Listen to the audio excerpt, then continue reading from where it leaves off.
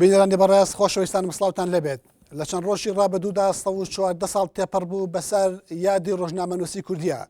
ئەمە لەم بەرنامەیە ئەپرسین دوای تێپەڕبوونی 14 ساڵ بەسەر یادی ڕۆژنامەگەری کوردیدا ئەوەی لە هەرێمی کوردستاندا هەیە بریتە لە پەراوێزێک بۆ ئازادی ڕۆژنامەنووسی یان بنەمەکانی ئازادی ڕۆژنامەنووسی چەسپاوە. ئایا میدیای ئەهلیە پابەت نییە بە پرەنسیپە پیشەیەکانەوە و کار لەسەر ڕزڕاندنی ناوبانگی کەسایەتی و ئەزمموی حکومڕانی هەرێمی کوردستان دەکات یان حکومڕانی هەرێمی کوردستانە ڕخنەی جددی و ڕاستەقینە قبول ناکە؟ ئایا سندیکای ڕۆژنامەنووسانی کوردستان سندیکایشی بە هەڵوێست و داکۆچیکەرە لە مافی ڕۆژنامەنووسان بە هەموو جیاوازیە سیاسیەکانیانەوە یان ئەم سندیکایە هەڵوێستەکانی و دیدگەکانی ڕنگدانەوەی بەرژەوەندەکانی دەسەڵات بووە؟ بۆم ئەڵقەی بەرنامەیە گفتوگۆ میوانداری هەریەک لە بەڕێزان شوان داودی جێگری نەقیبی ڕۆژنامەنووسان و ئەحمەد میرە سەرنووسەری گۆڤاری لەوینمان کردووە بەخراپنی هەموو لایەکەم. کاک ئەحمەد گفتوگۆشی بەربڵاو هەیە سەبارەت بە ئازادی ڕۆژنامەنووسی لە هەرێمی کوردستانە. ئایا پێت وایە بنەماکانی ئازادی ڕۆژنامەنووسی لە هەرێمی کوردستان جێگی کراوە یان ئەوەی هەیە تەنها پەراوێزێکی بچووکە لە ئازادی ڕۆژنامەنووسی لە هەرێمی کوردستانە؟ یەکێکە لەو پرسیارە تەقلیدیانەی کە زۆر جار ڕۆژنامەنووسان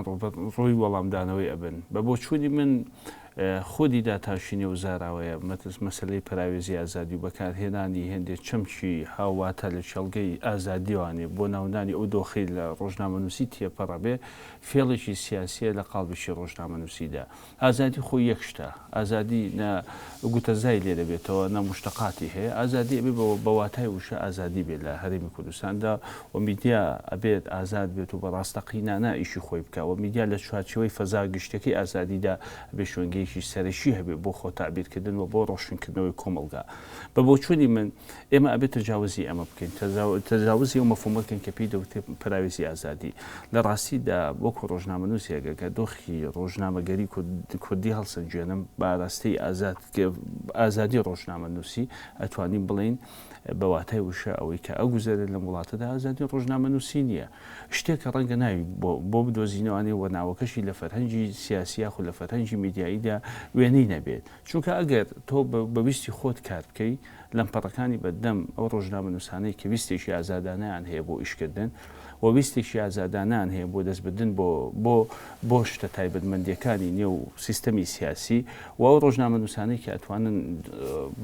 بە واتای وشە جددیانە ئیشکردن ناو فەزای ڕۆژنامەنووسی کوردیدا تووشی کێشە و دەسەری ئەبن. هەمان ئەو مشکلاتانی کە ڕۆژنامەنووسێک لە سای دەسەڵاتێکی نادیموکراتیت هەیەی ئەو ڕۆژنامەنووسان جددیانەی لە کوردستاندا کە ئیشی جددی ئەەکەن هەمان کێشان هەیە. ڕاپێکی دادگاکان دەکرێت لیان دەدرێت شەهید دەکرێت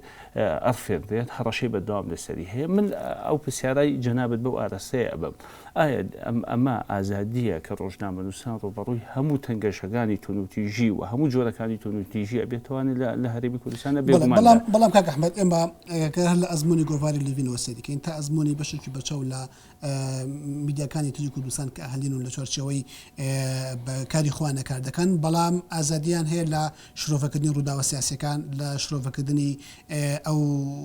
بابەتە سیاسیانەی کە بەلای خەڵکەوە گەرنگە لە بڵاوکردنەوەی فعیلی گەندەڵی لە ڕخنەگەتن لە هەموو پۆست و شخصە باڵەکان لە ئەزمموی حکومڕانی کوردیە. ئەمە بریتە ئەگەر ناوی پەراوێزیشی بۆدانە نەیمانای بوونی ئازادیکی ڕێژەی ناگەێنە لە هەرێمی کوردستانە. هەموو ئازادیە کە ممارەسە ئەکرێت ئەبێت دەرئەنجامی ممارەسەکردنی ئازادیەکە تەفسیرکەی نەک خودی فعلەکە بە جۆرە لە جۆرەکان لە ژێر هەوڵێکی بەدوامی ڕۆژنامەنووساندا ئارەسەی گرتووە، بەڵام دەرئەنجامی ممارەسەکردنی ئەم ئازادیە لەلایەن کەناڵە ئازادەکانەوە چی لەکەوتەوە؟ ئەوە پرسیاری سەرەکی کە ئەبێت لە هەناوی قسەکانی جەناب تا دەری بهێنین. ئێمە لە کەناڵەکانی میدیای ئازاد کە فعلە دەستمە بەدۆ بە فایلەکانی گەندەڵی مافی مرۆڤ دۆسی هەستیارەکان کە لە گوێسکەی دەسەڵات ناخۆش بووە زبر کەوتۆتەوانێ، بەڵام لە مقابلە بە ڕەحابەی سەردەوە نەگیراوە وەکو ئیشێکی نۆرماڵی ڕۆژنامەنووسی مامەڵی لەگەڵا نەکراوە، بەڵکو ڕەتفعلی دەسەڵات لەسەر ئیشکردنی میدیای ئازاد و لەسەر ئیشکردنی میدیای جددی لە کوردستاندا بە جۆرێک وە کە ڕۆژنامەنووسانی تووشی شۆ کردەوە و خەڵکی هاونیشتیمانیانیشی لە شەقام تووشی تاساندن و سەرسامی کردو. بۆچی دەسەڵاتێک ئەبێ بەم جۆرە مامەڵە لەگەڵ میدیا بکە؟ بۆچی ئەبێ دەسەڵات مامەڵە لەگەڵ ئەم واقعی میدیا بکە کە لە کوردستاندا بوونی هەیە؟ یەک شت هەیە کاک ئومێد، یەکێ لە توێژەرە بەناوبانگەکانی ئەمریکا لە بواری میدیادا باز لەوە لە سەردەمی میدیای پۆست بۆ دێدا لە میدیای نوێدا کاتێک کە تەفسیر دەکاتەوە بۆ میدیا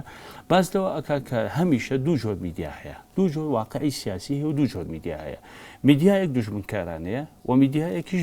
دۆستانەیە و متعاونە ئەو میدیای دوژمنکارانە لە مەفهومی دەسەڵاتە لە چ وڵاتێکا هەیە و چ جۆرە میدیایەکە لەو دۆخی دوژمنکاری میدیا لە سای ئەو سیستەمانە بەڕێوە ئەچێت کە سیستەمیشی لیبرالن و فرسەت ئەدەن بە میدیاکان بەویستی خۆیان دەست بەرن بۆ شتە هەستیارەکان و ئەتوانن دۆسەی دهێنی بدۆستنەوەنێ و بگەنە ئەو شوێنە هەستیارانی کە دەسەڵات خۆشی لێنایە لێرەدا لە دیدگای دەسەڵاتە کە میدیا ئەم وەزیفە جدی بینی تەسمیەکەت دەگۆڕێ بۆ میدیایشی دوژمنکارانە لە ڕوتی گەشە سەردەنی میدیادا جۆری دووەمی میدیا بە پێی قسەکانی دیڤی ساکسپات وەکووتم و توێژەرە ئەمریکیە لەو بوارەدا باز لەوەکە کە ئەڵێ میدیای تەباژیرە میدیای هاوڕێی دەسەڵاتە ئەو میدیایە کە لە وڵاتانی تازە پێگەشتوو وەکو ڕۆژهەڵات هەبوونی هەیە کە واتە تەفسیری میدیا ئەکرێت کە ئیشی میدیا نییە دۆسی هەستیا بجوڵێنێ ئیشی میدیا هەیە ئەوەیە کە لەگەڵ سیاسەتی سوڵتەدا تەبا بوەستێتەوە بۆ چوونی من ئێمە ئەبێت لە کوردستاندا ئەمە لە ڕێی ئەکادیمیەوە لە ڕێگەی توێژینەوە تەطبیق بکەین کە ئیشی میدیای جدی ئەوە نییە لەگەڵ سیاسەتەکانی حکومەت تەبا بێ ئیشی میدیای جدی ئەوەیە هەمیشە پڕۆژەی ئیشکردنی خۆی لە چوارچێوەی میهەنیدا ئەوەیە کە کاتکردنە لەگەڵ ناتەباوەستانەوە لەگەڵ سیاسەتە گشتەکانی حکومەتە چونکە توێژینەوە تازەکان پێمان دەڵێ وەستان لەگەڵ سیاسەتی حکومەتە واتە دروستکردنی دۆخی تەبایی دروستکردنی ئەو جۆرە میدیایی کە نەقسەی هەیە نەکێشەشی هەیە لە تووشی دەردەسەریە بێ ئێمە لە کوردستانە پێویستمان بەم میدیایە هەیە کە لە منزوری دەسەڵاتە بە میدیای دوژمنکارانە ناسراوە چونکە میدیای ڕاستەقینە ئەبێ ئیش لەسەر ئەم ئاراستەیە بکات. سپاس کاک شوان تێگەشتنی تۆ بۆ ڕۆژی ئازادی ڕۆژنامەنووسی چییە تا چ ڕادەیەک ڕۆژنامەنووسکاری ڕۆژنامەنووسی ئازاد و دەست بۆ پرسە جدەکان بە ئەبێ زەڵیبەی هەموو ئەو مەسەلانە باوە هاوشەوەی دەستاتێکی شمولی مامەلە لەگەڵ ئازادی ڕۆژنامەنووسی. دێمەوە سەر و پرسیارەیە کە ئاراسی کاک ئەحمەد کردایە ئازادی ڕۆژنامەنووسی لەم وڵاتە چەسپیوە یان یا پراوێزێک بۆ ئازادی هەیە ئەبێ قسە لەسەرەوە بکەین من ئەو بە پرسیارێت ڕۆدەم ئایا ئەزمموی هەرێمی کوردستان خۆی چەسپیوە تا شتەکانی تری بچەسپێ ئایا هەرێمێکی مستەقرت هەیە لەگەڵ ئەوەشە ئێمە لە سندیکای ڕۆژنامەنووسان شیعاری مرکزی دوو کۆنگری ڕابردوونمان چەسپاندنی ئازادی ڕۆژنامەنووسیە کە ئەو شیعارەمان هەڵگردووە دیارە نەچەسپیوە کار بۆ واکەین خەبات بۆ چەسپاندنی ئەو ئازادیەکەین کە ئەمانەوێ بەدەستی بێنن و هەموو لایەک بتوانین پێکەوە خاڵە پێگە ئەساسیەکانی جێگیر بکەین. بەنسبەت پرسیارەکەتەوە من پێم وایە لە وڵاتێک وەک ئێمەیە ڕۆژنامەگەری باشی 14 ساڵمان کرد ڕۆژنامەگەری کوردی لە ئاوارەیە کە لەدایک بووە ڕۆژنامەگەریەکی سیاسی بووە بە سیاسی لەدایک بووە ینی موسەیەز بووە بنەماڵی بەدرخانیەکان پەیامی نەتەوەیەکیان لە ڕێگەی ئەو ڕۆژنامەوە بە کۆمەڵانی خەڵکی کوردستان و بە دنیا گەیان بە فعلی چوونە ناو بواری ڕۆژنامەگەری کوردی و کارکردن لە بوارەکەیە لە دوای ڕاپەڕینی ئازاری 91ەوەیە یەکەمین ڕۆژنامەی ڕۆژانەی کوردی تەمەنی 20 ساڵە کە بەردەوامی توانێتی دەربچێ ئەمە پێمان وایە ڕۆژنامەگەری کوردی تازە لە تەوری دروستبوونایە لە تەوری دروستبوونایە کە ئێمە سە هەرێمێکمانەیە لەم هەرێمە چۆن هەموو کایەکان لە تەوری دروستبوون و لە قۆناغی دروستبوونایە ڕۆژنامەگەری کوردیش لە قۆناغی دروستبوونایە و هەنگاوی زۆر باشی ناوە بۆ دروستبوون دانیشتنی ئێمە ئێساکە من و کاک ئەحمەد لەم بەرنامەیە لەگەڵ تۆیە ئەم مناقەشەیەمان لە کەناڵێکی ئاوا وەک NRTەوە ئەومان بۆ سەپێنێت توانیمانە هەنگاوی جدی بنین من پێم وایە لە دوای 14 ساڵ ئێمە بین ئەبێ قسەیە جددیتر لەسەر کۆمەڵێ شتی تر بکەن. بەڵام کاک ئەحمەد بیدا ئاماژێکی دا سەبارەت بە وەزیفەی میدیای جدی لە کوردستانە یا بە شێوەیەکی گشتیتر لەسەر ئاستی دنیا ئەوی شەوەیە کە تەبان مەرج نییە تەبابێت لەگەڵ سیاسەتەکانی حکوومەت لەگەڵ بەرژەوەندەکانی دەسەڵات بەقەدەوەی کە پێویستە بەردەوام من پێم وایە یەکێک لە ئەخلاقیاتی پیشەی ڕۆژنامەنووسی نمونەی باحسێکی ئەمریکی هێناوە من نمونەی بەندێک لە دەستور عورفی کارنامەی ڕۆژنامەنووسی ئەمریکات بۆ ئێنمەوە ئەڵێ معاملەکردن لەگەڵ حەدەس و ڕوودا و خەبەرە ئەبێ معاملەکردنێکی پیشەیانە بێ حەدەسەکە ڕووداوەکە وەکو خۆی دەقاو دەق چۆنە ئاوا بیگوازیتەوە دوایی ئادیات چییە تحلیلی چیت لەسەر و قسەی چیت لەسەر قسەکەی تر بەجیاکە بەڵام ڕووداوەکە وەکو خۆی بگوازێتەوە بەداخەوە لای ئێمە ڕووداوەکان وەکو خۆی ناگوازرێتەوە میدیای ئێمە مەسەل ئێمە بۆ نمونە دوو تەجروبەی ئەم ساڵ و پارت بۆ بێنمەوە مەسەل تەجروبەی کێشەکانی ڕووداوەکانی هەفتەی شوبات و ڕووداوەکانی بادینان زۆرترین پێشێلکاری بەرامبەر ڕۆژنامەنووسان کراوە بە گوێرەی هەموو ئامارەکان. هەفتەی ڕابردوش بە بۆنەی 114 ساڵیەوە سنتەری میترۆ راپۆرتێکی بڵاو کرداوەتەوە کەمترین بەراوردەکەی کەمترین پێشێلیتیایە بۆچی ئەمە بێ لەسەری بۆستین بۆچی لە کاتی ڕووداوەکانە ڕۆژنامەنووسانی ئێمەیە ڕۆژنامەنووسانی ئێمە لە وڵاتە بەداخەوە ئێڵێم وەکو هەموو بەدەری ناکەم حەزبی و حکومی و ئەهلی هەمووی ئەبنە بەشێک لە ڕووداوەکان ئەبنە بەشێک لە حەدەسەکان لەبەر ئەوە تووشی ڕوبەڕوە بنەوە نایەن وەکو ببنە بەشێک لە گواستنەوە. کاک شوان پرسیارێک تۆ باس لە ئەتیکی ڕۆژنامەنووسی و پابەتبوون بە پرەنسیپە پێشەکانەوەکەن پرسیارەکەی من ئەمەیە تۆ سەرنووسەری هەواڵ ڕۆژنامەی هەواڵ ڕۆژنامەیەکی کوردی و بایەق بارکە ڕۆژنامەنووسیەکانیدا تا چەند ڕەچاوی پرەنسیپە پێشەکان و ئەتیکی ڕۆژنامەنووسیت کردووە بێلانانە کارێک کردووە ئەو پێوەرانەی خۆت باسیەکەی من لای خۆم لەگەڵ خەبەرە ئەوەی توانی بێتم کردومە و ناڵێم غەڵەتم نەکردووە منش بەشێکم لەو ئەزمونەی ڕۆژنامەنووسی کوردی بە غەڵەت شار ڕۆیشتن و تەجاوزی قانونەکانمانش کردووە لە هەندێک جارە و خاستن بە تایبەت یەکێک وەک ئێمە جوکە جیال لە ڕۆژنامەکانی ترێدا بێ لەسەر هەواڵ قسە بکەین لەبەرەوە هەواڵ لە شارێکە ئیشەکات دوو جۆر قانونی لەسەر جێبەجێکرێ قانونەکانی حکوومەتی عێراقی لەسەر جێبەجێکرێ قانونەکانی حکوومەتی هەرێمچی لەسەر جێبەجێکرێ هەواڵ نەکەینە نمونەیە باشتر چکەمە باس تەجروبەی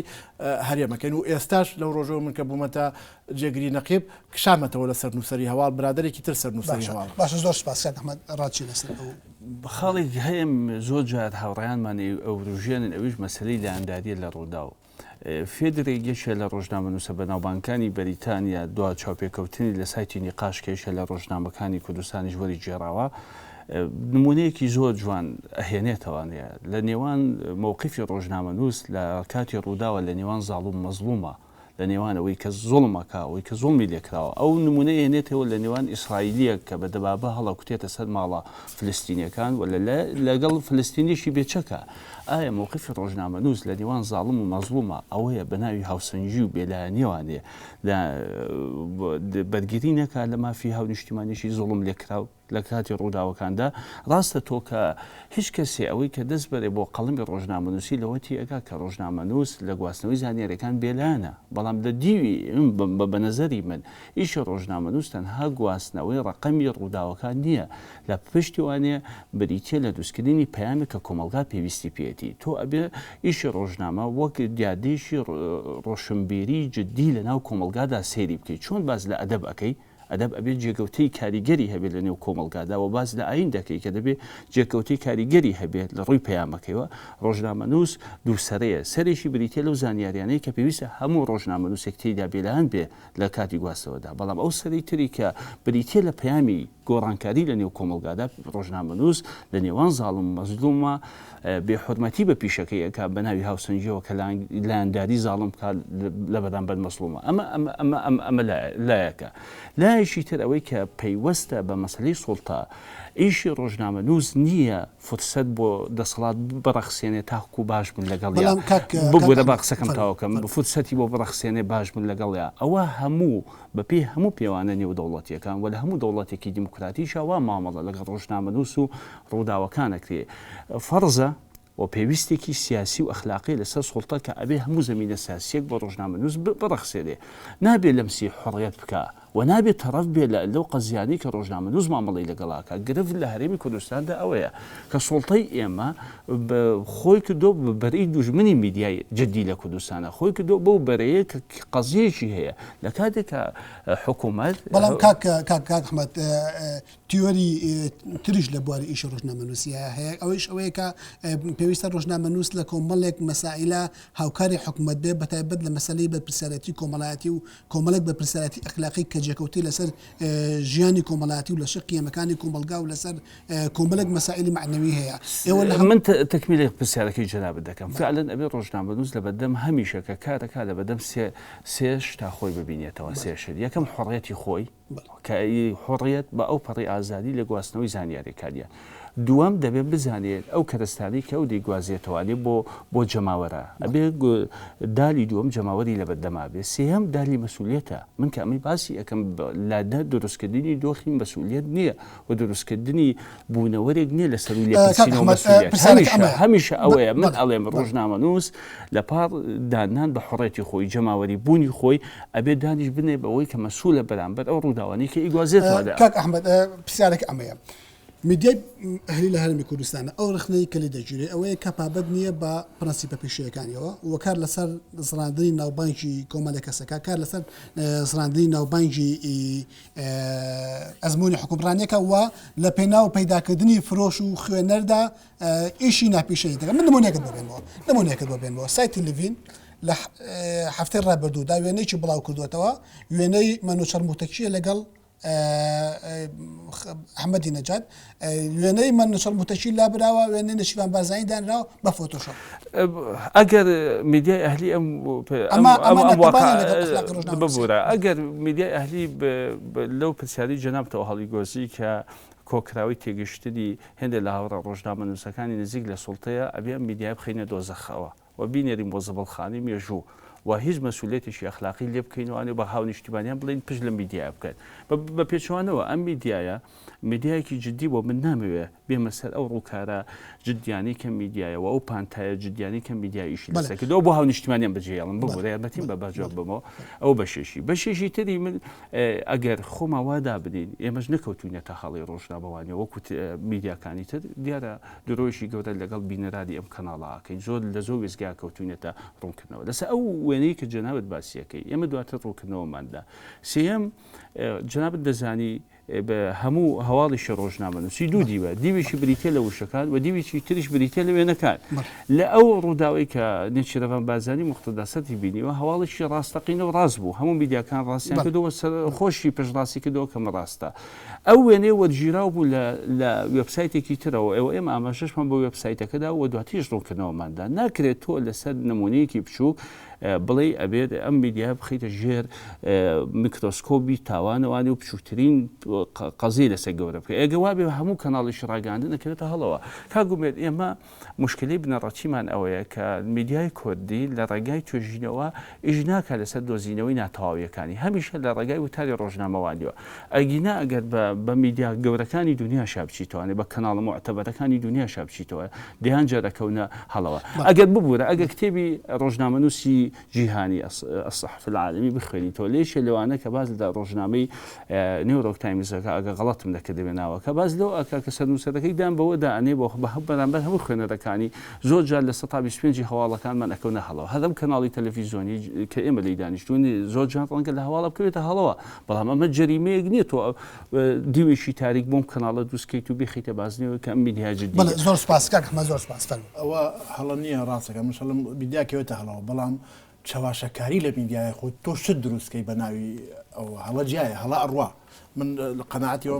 لە هەموو میدیایەکە هەڵە ئەڕوا و ممکن نییە کام میدیا خۆی بە معتەبەرە زانێ هەڵی تیاڕوە ئەمێ لەسەرەوە قسە بکەم کاک ئەحمەد لەسەر لایەنگیری و بێلایەنی من پێم وایە باشترین نمونە بینینەوە کەناڵی BBC بۆ پاراستنی بێلایەنی خۆی کات لە کاتی مردنی بەس BBC پارە لە حکومەت وەرەگرێت پارە لە مردە بەڵام بێلایەنە بەڵام لە نەقلی خەبەرە لە نەقلی خەبەرە یەکێکە لەو کەناڵانەی کە تایسە لە دنیاە معتەبەرە و ئەتیمادی لەسەرە شێخ حوسێن فەزڵڵای ڕابەری شیعەکانی لوبنان ئەمری خوای کرد ئەو موزیعی کە خەبەرەکەی گواستەوە تەعاتفی لەگەڵ مردنەکەی هەبوو دەرکرا ئەڵێ تۆ لە کەناڵێکی ئەوە هەموو عالم سیر دەکات نابێت تەعاتفت هەبێ بێت تۆ خەبەر ئەگوازیتەوە نابێت تەعاتفی خۆت دەربڕی بۆ مردنەکە ئەکرێ لە شوێنێکی تر تەعاتفی خۆت دەربڕی بۆ مردنەکە ئوستاز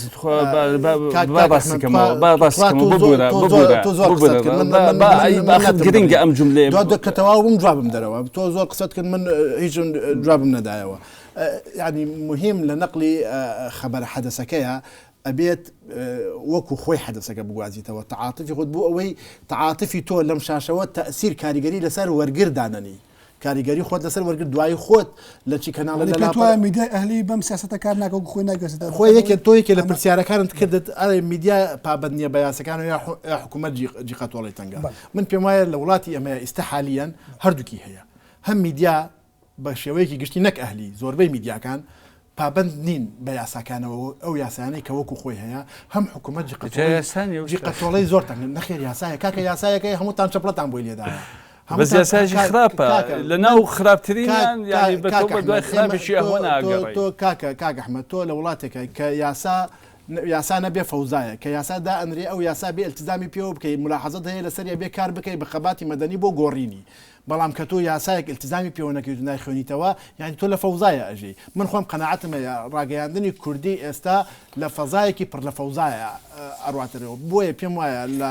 یادی 114 ساڵە ئەبێ ئێمە هەڵوەسەی ئەوە بکەین قسەی جدی لەسەر بکەین چۆن ڕاگەیاندنی کوردی لەو فەوزایە دەستنیشانکەین کۆمەڵێ ئیلتزامات هەیە کاک ئومێد نمونەی گۆڤاری لڤینی بۆ تو هێنایەوە من نمونەی کەناڵی NRT بۆ دێنمەوە لە مقابلەکردنی باوکو دایکی بەیارە ئەو خوێنکارەی میدیایە قسەی وا کراوە ژیانی 300-400 تەلەبە لەم شارەیە خراوەتە مەترسیوە بەرپرسیارەتی ئەعلامی لە بڵاوکردنەوەی ئەو خەبەرەیان نەبووە بۆچی لە قانونە ئەڵێت ئەو خەبەرانە و ئەو حەدەسانەی کە احتقانی دینی دروستەکەن نابێ بڵاو بکرێتەوە بێ بەرپرسیارەتی کەناڵە ڕاگەیان کاک شوان پرسیارێکی گرنگ ئێوە یاسای باس لە یاسای سندیکای یاسای ڕۆژنامەنووسیەکەن دارێمی کوردستان دەقی یاساکە ئەڵێ ڕۆژنامەنووس بۆی هەیە لەسەر چاوە جیاوازەکانەوە هەر زانیاریەک کە بایەخی بۆ هاوڵاتیان هەبێ و پەیوەندی بە بەرژەوەندی گشتیەوە هەیە بەدەست بێنێ با قسەکەم تاوە پرسیارەکەم تاوەگەم بە پێی یاسای یەکەم بەشی یەکەمی فەقەرەکە جێبەجێ نەکراوە ڕۆژنامەنووس ڕێگەی پێ نادرێ وەکو پێویست زانیاری بەدەست بێنێ دووهەمینیش کە ئەڵێ بە پێی یاسا چی یاسایەک دەرچووە چی یاسایەک دەرچوو لە هەرێمی کوردستانە کە زامنی ئەما فەبکە قسەکە لەسەر ئەوەیە ئێمە قسەکەمان بۆچی ئەڵم قسەی جدی بکەین ئێستا پرۆژەی یاسای بەدەستێنانی زانیاری لە پەرلەمانە ئەبێ هەمومان خەباتی جدی بکەین بۆی لە زووترین کاتە ئەو یاسایە بەدەست بێ یەکێ لە خەلە گرنگەکان لە مەجای ڕۆژنامەنووسی کوردیە کۆنتترۆلی سەرچاوەکانی زانیاری کراوە زانیاری بە ئاسانی ناگاتە مرز یەکێک لەو شتانش کە زۆربەی ڕۆژنامەنووس بە ئاهلی و بە حزبی و بە هەموویەوە تووشی هەڵائکات زانیارەکان لە سەرچاوی ناڕسمیەوە وەرەگرێ کە لە سەرچاوی ناڕسمی وەرەگرت کەسێک سەرجاوەیەک هەواڵێک بۆ من یا بۆ کاک ئەحمەد یا بۆ تۆ تەسری بکات مەبەستێکی خۆیتیایە ئەو هەواڵەمان بۆ تەسری بکات یعنی لە خۆشەویستی من و کاک ئەحمەد نییە هەواڵێکمان بۆ تەسری بکات لە بەرژەوەندی شخصێکە یا لە بەرژەوەندی جیهەتێکە یا لە بەرژەوەندی مەشروعێکی سیاسی هەواڵەکانمان بۆ تەسری بکەن ئەمەیە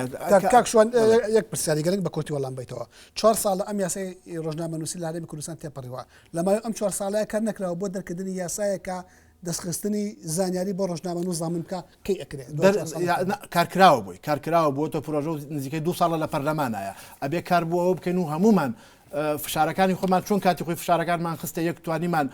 ئەو یاسایە بە کاک ئەحمەد وتی باشترین باشترین حاڵەتە ئەو یاسایە دەربکەین ئەبێ بە هەمومان فشارەکانمان بکەن بۆەوەی ئەو یاسایە دەربچێت من دڵنیاشم ئەو یاسایە کە دەرئەچێت لە مەرحەلەیە بە کۆمەڵی کەم و کوڕیەوە دەرەچێت وەکو ئەوە دەرناچێت کە بە دڵی هەمومان بێت بەڵام ئێ من قسەیەکم لەسەر ئەوە هەیە کە شتێک بووە یاسا ئەبێ ئیلتزامی پێوە بکەین بۆ ئەوەی جگە لە یاسا ئەم کۆمەڵەشتانەی کە باسیەکەین لە میساقی شەرەفی ڕۆژنامەنووسان هەیە نێو دەوڵەتی ئێمە پابند نەک بە یاساکە پابند بە میساقەکەشەوە ناکەین مەسەر لە بریتانیا زۆر شت یاسا نیە عورفە بە عورفەکان ئەڕۆ بە عورف کاری پێکەن ئێمە نە ئاعتراف بە یاسا ئەکەین نە ئاعتراف بە عورفەکەین ئەوەی خۆمان پێمان باش بێ ئەوە ئەکەین یعنی خۆمان منەزری خۆمانین خۆمان مشتهیدی خۆمانین خۆمان خانون بۆ خۆمان داین زۆر سپاس کاک شوان زۆر سپاس کاک ئەحمەد فەرموو ڕاچی لەسەوانە لە قسەیەکی کاکشوان کەوتە هەڵێ بە نەزەری منی شەمان قسەم کردوانێ بەس ئەو بە هەڵە باس دایڕشتوانێ مەسەرین لە نەقڵکردنی خەبەرە وەکو وتم سادەترین ئیشە کە ڕۆژنامەنووس لی تێگا ئەبێ بێ لەیان بێ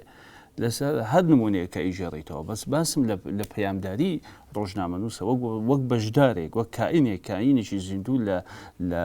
لە پرۆسەی تەوعیەکردنی کۆمەلگادا ئەوەیە کە بێ ڕۆژنامەنووسیش هەڵوێستی هەبێ سەبارەت بە مەسەلەی نووسین یا مەسەلەی ئازادی یا مەسەلەی دەستورکان ئومێد ئێمە لەوە تێگەین کە گرفت لە نووسینی ڕستە جوانەکان نییە لە ناو دەستورا بێ یاخود لە ناو یاسادا بێت چونکە لە هەموو وڵاتێک و هەموو هێزێکی سیاسی دەیەوێت جوانترین تێکسمان بۆ بنووسێ بەس گرنگ ئەوەیە کە لە پشت ئەم نووسینە جوانانەوە یا لە پشت بوونی ئەم یاسایی ژمارە 35 ساڵی 2010 پەرلەمانی کوردستان کە پەسەندکرا و جێبەجێ ناکرێت گرفتەکە لەوەیە کە چوار ئۆنسۆری بنەڕەتی تر هەیە کە لە پشت یاساکانەوە لە پشت نووسینە جوانەکانەوە ئەبێ ئامادەی هەبێ و سوڵتە ئەبێ بیکە یەکەم شتیان ئەوەیە کە ئەبێ دەسەڵاتی دادوەری چاودێری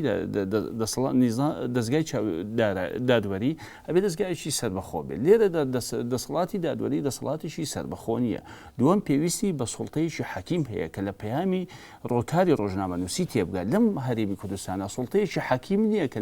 لە ئیشی میدیا تێبگا خاڵیشت کە پێویستە پەرلەمانێکی بەهێز هەبێ کە مراقبەی ئەم یاسایانە بکە ڕاستە ئۆپۆزیسیۆن لەناو پەرلەمانە هەیە بەڵام نەیتوانیوە پەرلەمانتارانی ئۆپۆزیسیۆنیش ناتوانیوە